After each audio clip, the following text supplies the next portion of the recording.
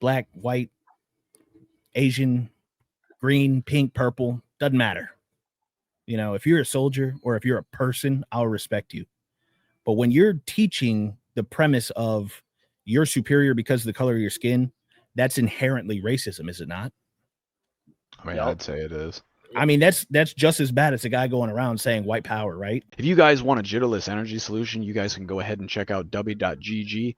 You know, they got a bunch of good stuff on there, a bunch of good products. You know, you can use promo code Tills4Thrills at checkout for a 10% discount.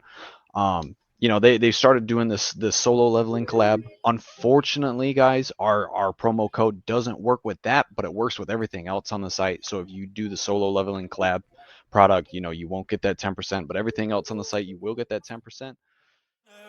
I can't be the one for you, but you let me wait here. I'm impatient, but I take it. I know you know that I won't be. It 100% is a learned thing. I think that too many people use the race card for too many situations that don't merit that. For sure. Right. So, you know, like when I was in the Army, I was working one of the ACPs, right? Which, to those watching that don't know what that is, it's an access control point for a military installation.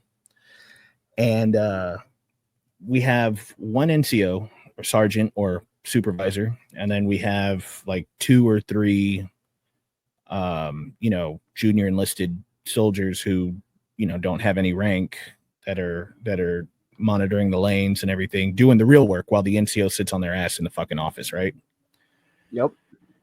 And one of our NCOs was black, and 1 or 2 of our other people on shift were black, right? So I'm mixed. I'm white Hispanic, right? Well, one of my best friends at the time, he still is to this day. His name is Israel. He was working with me. And he's 100% Mexican, right? 100% Mexican American. And we're outside. We're doing all the cars. We're doing all the checks. We're making sure security's going on. We're like, hey, no V-bids. Open up your trunk. No guns. No, shit like that, right? Yeah, no press, no ammo. True start. Yeah, and hey, and I'm just going to call this as an observation. This isn't me saying anything racist, but the three black soldiers, including the NCO, were inside the shack the whole time in the AC. Me and homeboy, we're out here burning up, and they're in there chilling, not doing any of their work, not doing any of their jobs, right? And Israel kind of came around the back of the building from the parking lot and opened the door to go in. And he heard this NCO preaching to these soldiers. She said, "Man, we're black. We can get away with anything in the Army. Like nobody can give us UCMJ. We can't get in trouble. We can't blah, blah, blah. And if we do, we just pull the race card and then they'll drop everything." Now, listen, dog, black, white, Asian, green, pink, purple, doesn't matter. If you're a soldier or if you're a person, I'll respect you.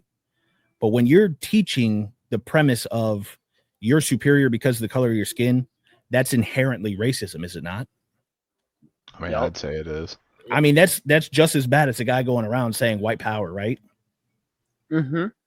So,